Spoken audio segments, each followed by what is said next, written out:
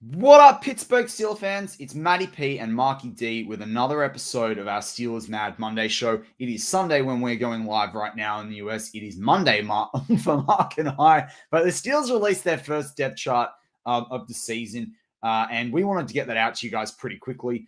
So this show, we're going to talk about who are the winners, who are the losers, who are the surprises, has much changed? Is it more of an offensive change? Is it a defensive change? Really what's going on, giving you the lowdown in a quick 30 minutes. But Marky D, before we crack into that, just got to ask as always, how are you doing on this rainy, cold, miserable Monday in Australia? Exactly. I'm doing really well, but it is pretty cold, man. I got my trackies on again. So last few days were quite, warmer, and then let's back to cold again. So I'm ready for football to come back, because when football comes back this week, it's turning into our spring and summer. So I'm pretty keen. Yeah, cool. Without giving away anything that's seen there, and people probably might be by the time they've watched this show have seen that depth chart, but we want our opinions on it. Anything that stood out to you? Not name a player, but was there like a quick reaction? Yes, nose tackle surprised me, and we'll get into that. That really surprised me. Okay. Yeah, that's the one thing I think that surprised me the most out of the whole depth chart, to be honest. And without giving away anything else, how about a name that surprised you in terms of where they might have sat in the order or at a position? Olszewski. I think Olszewski surprised me, but I keep saying that I think the Steelers going to keep him, but it surprised me as a fan. But I think he surprised me where he's at, to be honest. Yep. That's okay. One of a few of them that has actually surprised me.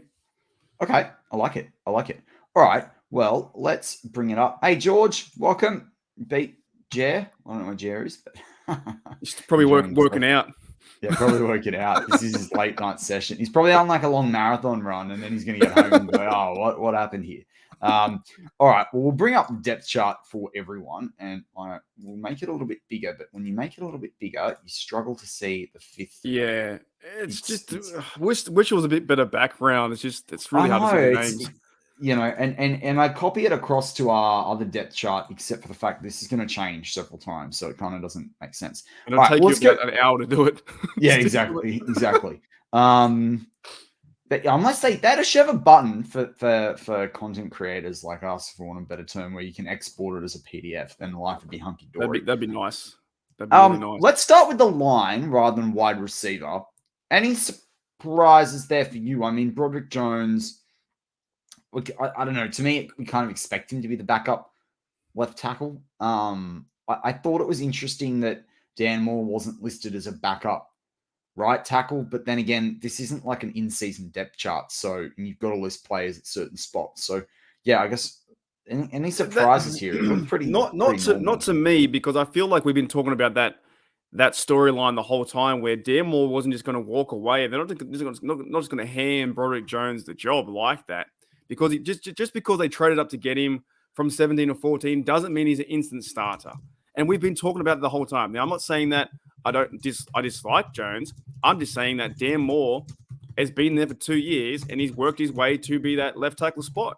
And I think he should have all rights to be starting or to be number one in the depth chart. That's what I think. And the other guys, we kind of saw that. Okay, now the difference is, I think, with Isaac Seumalo, I think he's a better player than Kevin Dotson. So Kevin Dotson has to now accept that backup role. But Dan Moore was like, well, no, I've got my job. This is what I'm trying to compete with Broderick Jones. Now, they could change in the season, but I think it's fine, right? I think it's fine like this. Dan Moore, Isaac, Mason. No one's talked about James Daniels at Martin. Troops is always there. So can I bring up something there, though, that you've talked about with Kevin Dotson?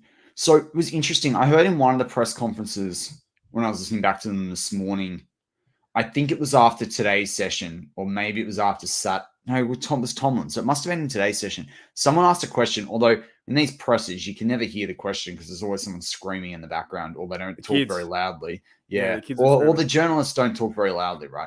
Anyway, so they asked about Nate Herbig. All I heard was something Herbig, Nate, Herbig. And then Tomlin talked about versatility on the line. That's why he's there, but not really wanting to make an overstatement. Like a lot of fans are really high on Herbig. It's not that I'm not high on Herbig, happy to be here. It's just, I don't know whether The thing that Herbig's got going is that there may be some ability to play center, although I think Kendrick Green is a lot more locked in there than people realize. I also like the opportunity potentially for Ryan McCollum, and you know how much I love Spencer Anderson.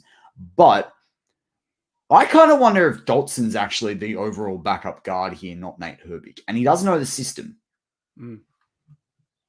I don't know.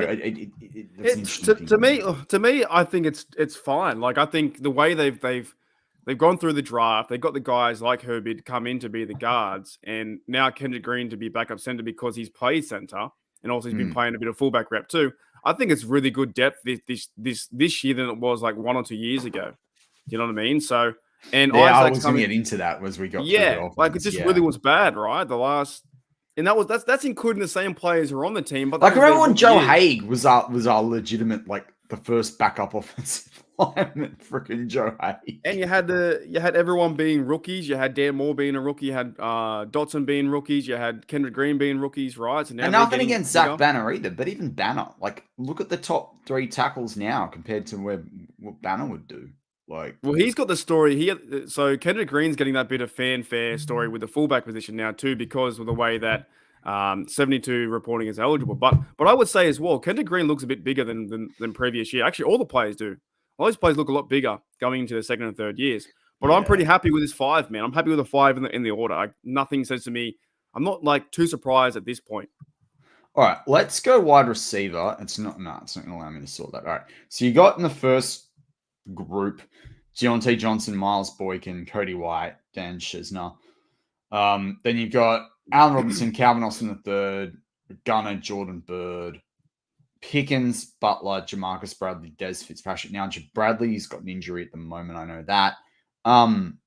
Obviously, these guys have moved all over and they'll just be like the top 5 or 6, although the Steelers do usually list out multiple wide receiver positions. I guess we could probably say this second one on the list, if you're looking at the depth charts, probably the slot guys, and the other ones are the 2 wide out receivers. I don't think we can read too much into where you're ranked in those 3 positions, but I guess the fact that Gunner is listed there, not just as returner, speaks to what I think you were saying earlier.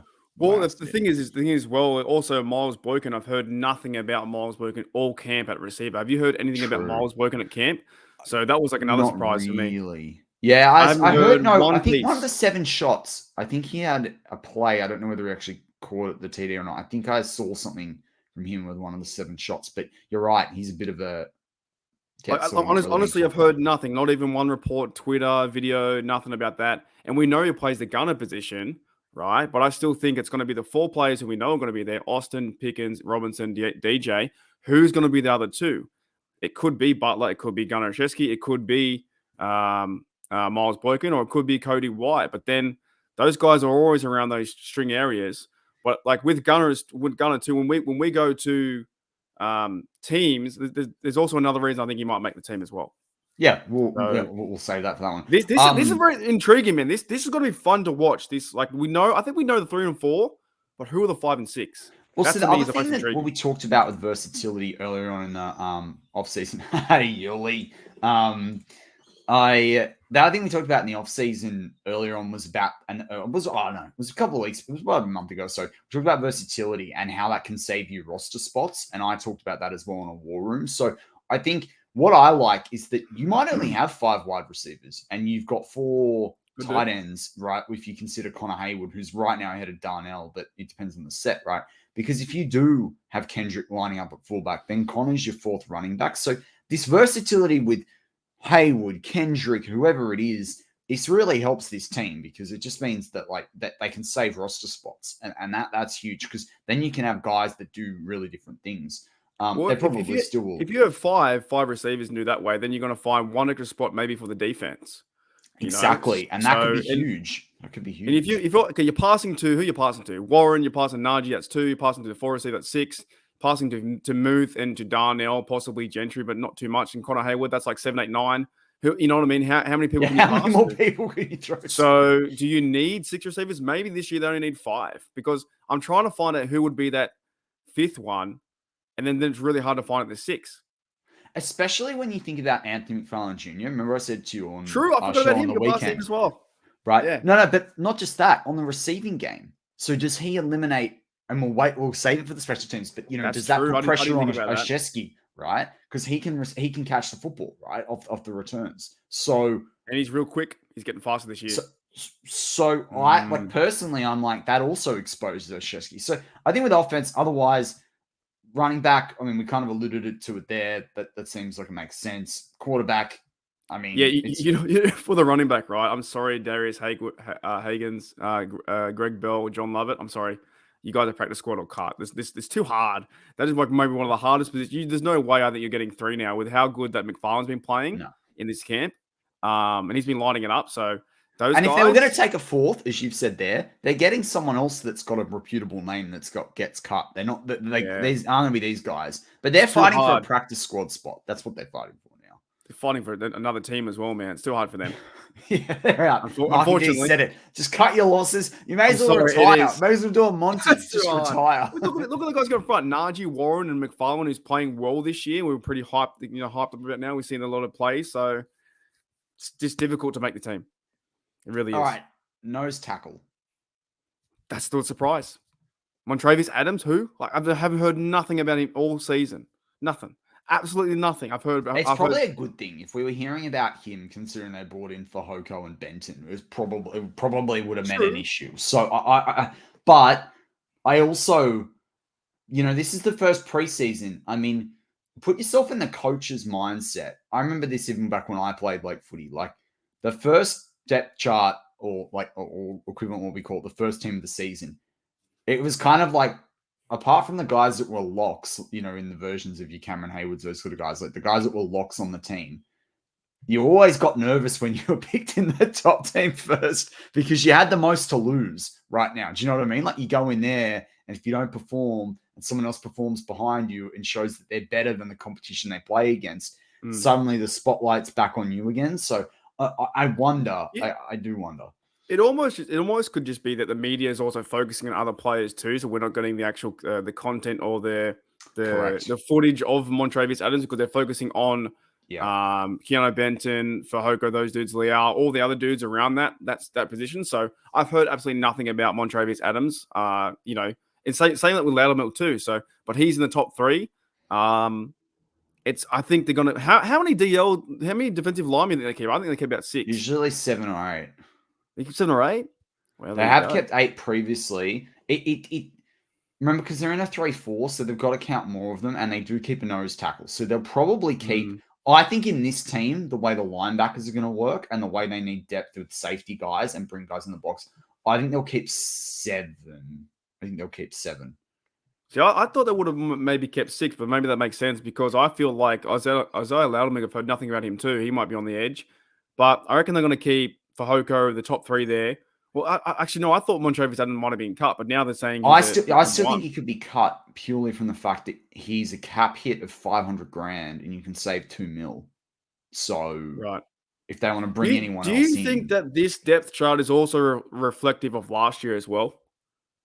You know what I mean? Like way they ended the season, not just like completely start the season brand new.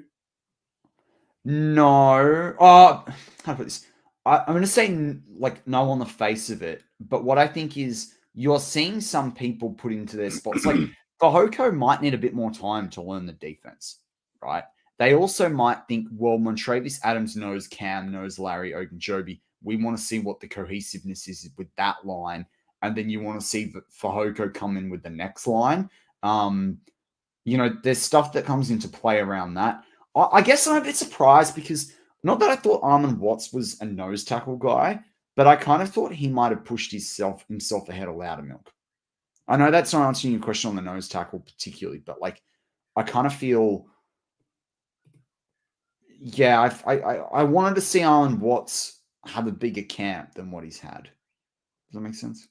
Yeah, I'm just trying to think too who's going to start. Like it's going to be keen to see who starts the preseason game as well and what kind of reps they get to. Because and I'm surprised they haven't listed Benton at DT in this system either. Like I kind of, because you know what it is right now. Do you know the surprising thing is with Cam Hayward? Now he's usually listed at DT or DE, right? More DT in a 3-4, but that's more of a edge.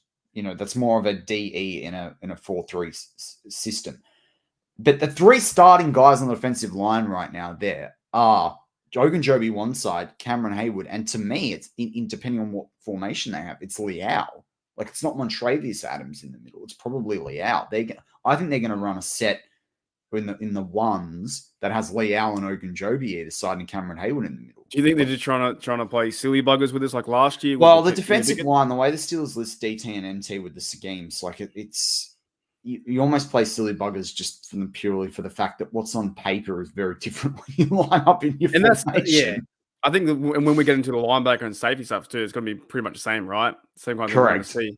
You know, that we see the starters or depth chart, and it's like, okay, then you see them run out for 2 snaps. Next minute, you'll see someone else come out in the third snap, and it's completely different. It's like that whole debate you and I, well, not debate, but you and I always say about like the starters. Like, you just got to start the first snap. Are you really a starter? Like, you know, like one snap you got it, and then you're all officially that counts as a start. Like technically, the first starter of the game is the kick returner, like Oshesky. I think there was even teams out there. Maybe even we did it where they would run a play and get the starters out there. So technically, they would start because if you ran Warren first, he'd get the start. Najee wouldn't. So you know, that's what I don't like about the quarterback thing. Like, you know, Kenny Pickett got knocked out in that game in the first quarter. That loss shouldn't be on him. Like he didn't play. I feel like that should be a majority of snaps discussion, not a. Trubisky did save him though on the other side though. Trubisky came and saved him for the 100%. I'm just saying like, but that should have been Trubisky's win. It's like wasn't when Big Ben came in to take over Landry Jones and he got the win. He wasn't playing next minute. He had to go and win the game. So guys, Mason's number 3 for now. Right. Who knows? I heard a rumor that there was a rumor going around 2 weeks ago about Tanner Morgan impressing people. He's number one in our hearts. I think Mason. Number 1 in Myles Garrett's heart. Yeah. All right. On to the linebackers. Do you want to treat outside linebackers and inside different, or do you want to talk about it in a big fat group? Well, they're all, you know, how many new players do we have really? 1, 2, 3, 4. Man, there's so many new players. So I had a stat on that the other day. 6, 7. By the side of the 7. Was it Max Starks or Wolf that said something like there's 50 something new players on this team? It's 50? Is there something really? like that? It was like 42 or 52 or something. It was like I was sitting there going, "Hang on, what?" And then I started to try and count it. I'm like, "Oh yeah, that makes sense. I'll go with it." Like, including like the XFL guys, everything because of all the changeover that they've had. Wow, that's a lot of people. Maybe it's more than normal, right? Because I guess Omar Khan signed pretty much a team. He signed about 16 players. Yeah, so 100%. And then you got extra guys come in. You got a what was it? They had 8 picks in the draft, like some picks in the draft, like that's so. True. Like, practice squad, undrafted guys too. So it's at least almost. It's like something like 50 to 60% of the team are completely new to the Steelers this year. That's insane. Yeah, and I like what they're doing though because we still have the foundational players like Cameron Hayward, TJ, all those dudes, right? So things looking good to me. But I'd say this was expected. I know people want Quan Alexander to start linebacker, but I think that was since they signed Holcomb and Roberts, I think that was the right decision to make them there. But same thing. You're going to see them play 1 or 2 snaps. Next minute, it's 3rd and, I don't know. I'll tell you what's bad. I'll tell you what's bad here, and I said this on the show on the weekend that we did. Kwiatkowski's out the door, man. Or Kwiatkowski, whatever we say it. He's out the door. Like he needed to be above Tanner Muse. I didn't hear anything about him at all. Nah, he's out the door, man. Nothing. Especially when they signed Quan, I thought bye-bye. But like the fact that he's sitting here behind Tanner Muse, like that's bad news for him. And Chappelle Russell. What about you? It's probably Chappelle Russell, but there's an Australian cricketer called that we call Chappelle. So it's just what about your mate Quincy Roche? Because he's also going to be a tough time making the team with Herbig in the way. Yeah, like this is going to come down to Golden again. Remember, I said to you a while back, you could trade Golden if you had an awesome preseason and you didn't think you needed him, depending on Herbig's development. I don't think they're going to do that. Perales seems to be getting a lot of like praise from like Mike Pursuta and Starks and TJ talked about him too, and TJ. But then Chris Carter pretty much dismissed him in a bonus episode that he did, or one of the episodes he did on the weekend. He's pretty much, and Dave Perales has been doing well, but he's not going to make he just went, but he's not going to make the team, and then keeps going. And I was like, wow, like just cut him down, like nothing. Yeah, look, Roche's got a lot to prove, but I think Roche's a guy that you can flick on your practice squad anyway. And the problem, Shannon White, who's been a guest on our show before, he talks about this a lot. Like, Roche's a great pass rusher, but he's never really shown the intent in the run game, and you don't really see him schemed into positions with coverage. So he's a bit of a one-trick pony, and that's going to be hard for you to make on a team with this depth. And it's the key word I use to describe this team is depth. In a team with this depth, it's a hard one for Roche to make the cut. But again, if you had Marcus Golden, God forbid, go down, I like the idea of, you've got at least a pass rush specialist. How I had the Tanner, not Tanner, who was a skipper, Tuzar skipper, I was excited about. Who's the one player here that I watch in preseason, I'm going to go, nah, he's going to make the team? Will it be like that? Will it be like Tanner Muse or Chappelle Russell? Would I be like someone like that, make a big play, and I'm going to be like, sign him up? Who do you think is going to be that? Out of all these guys? Yeah, the guys that won't make the team, that's going to go, oh my goodness, sign that bloke up. Who is 50, whoever, you know what I mean? Who's that going to be for you? I reckon it might be, it'll be Trenton Thompson or... Who's that? Oh, the safety? Yeah. I've never heard of that guy. Or I think it'll be him, or I reckon you're going to like Perales. Yeah, right. Well, TJ talked him up the other day in an interview. He said he's been working with him. He did play well. I watched one of the snaps he took in the padded practice. I was a bit like, oh, okay. Like, yeah, he kind of made me feel better about that. Because there'll be those guys that are in the third, fourth quarter, make a big play, and I'll be like, oh my goodness, sign that guy up. He's our backup. I do think as well, I like what I see out of Kenny Robinson. It's just, I don't know, like, he's a really, like, his career, like, ceilings number 2 on the depth chart. But he had some big plays in 7 shots in the last couple of days. I saw a play from today's camp as well. He broke up a good pass on someone, a deep pass. I don't remember who it was. Yeah, so I mean, he could be the guy more than Trenton Thompson. It's hard to say. All right, what about inside linebacker? I mean, I felt inside linebacker. I mean, we can't talk about there. It makes a lot of sense. Outside linebacker makes a lot of sense. Moving on to cornerback. So they've not labeled a slot corner, but they've labeled the nickel. So we'll take it like that. I put him in the thumbnail for this video. I think it makes sense. I think it's fair for respect. I think some fans are going to be a bit surprised by this. But Levi Wallace is still there ahead of Joey Porter Jr. right now. Like, that's what it is.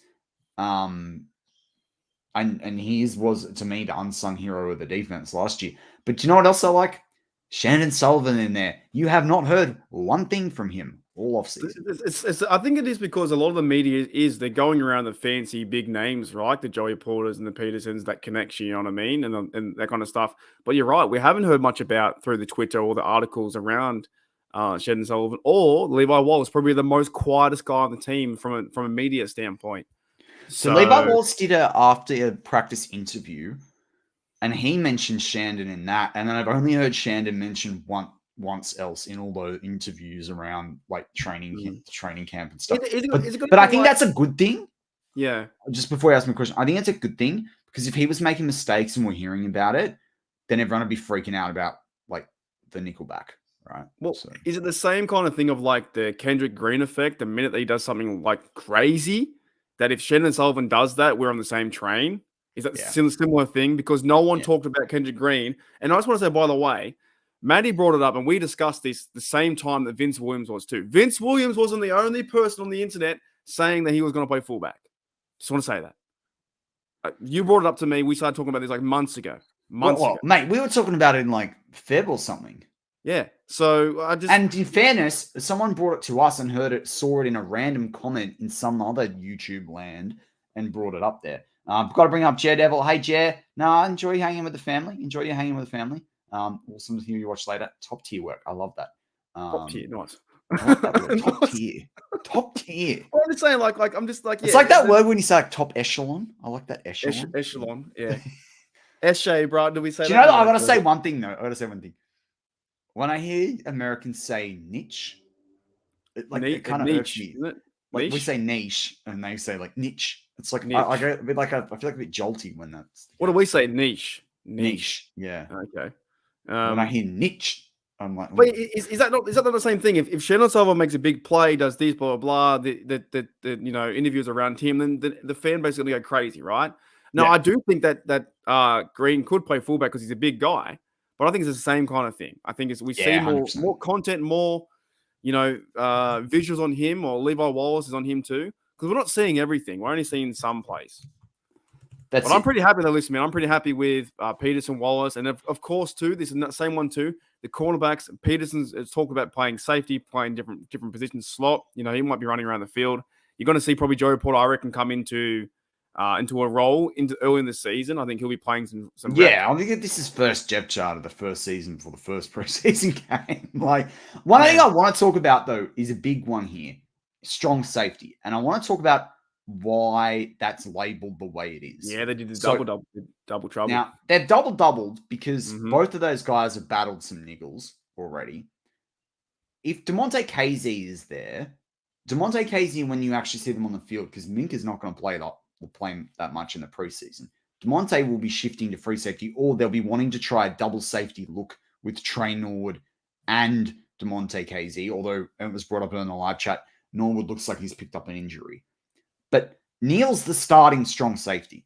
There's no doubts about it. The only way that he wouldn't be starting strong safety is if, one, he has an injury, and two, in season, Minka gets switched to strong safety for whatever reason due to depth injuries, schematics. They're playing double safeties, not playing playing a left and right safety versus playing a strong safety and a free safety. We've talked a lot about that with other teams and the way they do it. But yeah, it's not they're fighting for the strong safety spot. I've said I don't know, Mark, you're probably tired of hearing about it. Our regulars are probably tired of hearing me say this. A strong safety in the AFC North needs to be able to put a hit on. Is not going to work at less than 100 and less than 200 pounds, basically, and certainly not going to be able to mark up against tight ends of the AFC like your Dawson Knoxes, your Mark Andrews. Like I can name a bunch of guys. It's just Travis Kelce. It doesn't matter. There's a heap of tight ends that are going to make Kazi look like a stuffed toy throwing him around the field. That's just not going to happen. So we'll just say it now. We've said the piece. Keanu Neal's the starting strong safety. Done. I'm pretty excited to see what Neal can do for this club too. He's been signed a 2-year contract. Yeah. Played with Dallas Falcons and stuff like that. Played with Kazi, right? So, played with Kazi and the Falcons. Remember when I said that? You were like, oh, what? Yeah, I thought because I didn't realize the connection goes so far back. So I got it here. The connection goes all the way. What are these bloody ads going on, mate? What the hell? Yeah, so Neal came out the year before Kazi, I think, in the draft. He's got 3 ads in a row. What the hell, dude? I got to get rid of it. Sorry. What'd you say? I said I think Neal came out the year before Kazi in the draft. Oh, okay. But yeah, I'm keen for him to play too, just to see like how it looks, because I saw a piece the other day that was saying that we're going to miss Terrell Edmonds. I'm like, the minute that he makes a big tackle or an interception, it's like, Terrell, who, Terrell? Goodbye, mate. See ya. Same with Cam. Like, they're great when they're on the team, but when you're off the team, don't care about you. Goodbye. That's just facts. And by Cam, Marky D means Cam's son. So. Yes, not Cameron Hayward. All right. We're doing pretty well, and then I realized we hadn't spoken about special teams. So let's go to teams. This is interesting too, by the way. Okay. Where do you want to? I want to start with the big subject is kick return and punt return, because we talked about this, that they could be using Connor Hayward, and you sort of alluded to that they could be using McFarland too, I think, on kick return. And then 2 weeks ago I said Calvin Austin. But remember, right. I said my actual starter on the season is probably Austin as the number one. That's good to see as well, because if he's going to be number one, I think kick return's going to be kind of funny, because there's the new rules in place. So if you catch in the end zone, it goes 25. If you catch at the 10-yard line, it goes to the 25. So, but in saying that, Calvin Austin's really fast. He might be able to run some back. He could be pretty exciting. I think I like him off the punt return more than I like him off the kick return. Yeah, probably more space, right? Yeah. Been a bit more nifty, but at the same time, I think it's closer. It's like, one burst from him and someone misses the tackle, or he ducks and weaves through one guy. Like it's a straight line. It's a beeline to the. beeline to the end zone. Yeah, if he can do those kind of moves, what Sims did, he should be able to go to the house. Like this could be a house call. It could be like, see you later, mate. Goodbye. So to me, it's very. I mean, obviously Brown's a bit bigger, but he's got the athleticism, the agility, the shiftiness that Brown had. Remember when Brown's early days when he was back there? Like, that's good news. You reckon he gets if he's a kick returner, punt returner the whole year? Do you think he's going to take one to the house? I reckon he'll take more than 2. Wait, more than 2? That's a bold prediction. That's bold. I didn't want over. I got 2 or over on him. Yeah, that's bold. Yeah. So it's good to see that the Steelers actually. And I'm a fan of Jordan Bird too. I don't want to see. I'll tell you what. I don't want to see. I don't want to see Gunner taking him. If they reckon Austin's up for this, let Austin and Bird do it. We know Gunner. We know Gunner can do this. Like, I don't want to see in the preseason. Like, man, he'll probably have to take 1 or 2, right? But I want to see Bird taking some of these. Like, has he got a chance to make this team though? Is he got a chance to be the receiver number 6? If he's Austin, you know what? It'll depend on how much trouble Austin is giving Robinson as the 3rd wide receiver. It'll depend on how much Austin's doing well in Matt Canada's offense and doing sweeps and other different things to the point they're like, we don't want to risk you being injured as the returner. Yeah, on return, so Bird needs to make sure he does his job, and then he kind of needs Austin to outshine Olszewski. Because if Austin can outshine Olszewski in the return game, and Austin's doing enough, it's bye-bye Gunner. Gunner's another guy. Cut him, save yourself $2 million. I got a big question for you, right? Yeah. Is this a better depth than last year in most of the positions? So you beat So I wanted to close out the show with a couple of questions around how do you describe this? How do you feel about it? So you've done it there. This is a like, if we had got like maybe not half, but 2/3 of the depth in this offseason, I think Steelers fans would have been pretty happy. 2/3 of the depth of what we have. But the talent and depth of this roster, kind of apart from safety, everywhere else on this team, like, and I would have kept Edmonds if we could. I'm surprised, but they should have. Anyway, that we can go into that debate for years. But yeah, this team's super deep. I mean, look at the punter. We have a genuine punting competition. Mike Tomlin got asked about that, and he said we punt every day. In our line of work, we've got to punt every day. They're both Ray Guy Award winners from the last decade. We need guys to be able to punt. Like, I laugh because is BT Potter the one guy that has no chance to make the team with Chris Boswell? He must be the only one. Surely he won't be that. I think you hit on the head. He is the player least likely to make the team. Yeah, poor Potter. I don't even know what he looks like. I have no idea what the guy looks like, where he's from. But Chris Boswell, he'll bounce back. He missed a few last year, but he's the wizard. He'll bounce back. I'll tell you what's interesting. I'd love to know, like, on the hand holder for the kicks for Boswell is Harvin III with then Brady Mann, right? Brady Mann. I'd love to know who's better at that. Do you know what I mean? Because, like, I wonder how much that's going to come into the like. Well, those 3 have been working together though. Harvin, Kuntz, and Chris Boswell worked together for the last few years. I think that means something. So when you change one player, it can make a big difference. What I'm saying, and that's what I'm saying is like, is just Presley Arvin. But also, how much does the holding come into it? That's what I'm saying. Also, you have 8 hours a day to practice this stuff too. So it's not like they're doing anything else. Like, what else do they do on the camp? You know, they don't do much else. They're a punter, mate. As we say in Australia, punting is gambling, right? So they spend 2 hours on the field punting, then they go to the sports book and they spend the next 6 hours punting.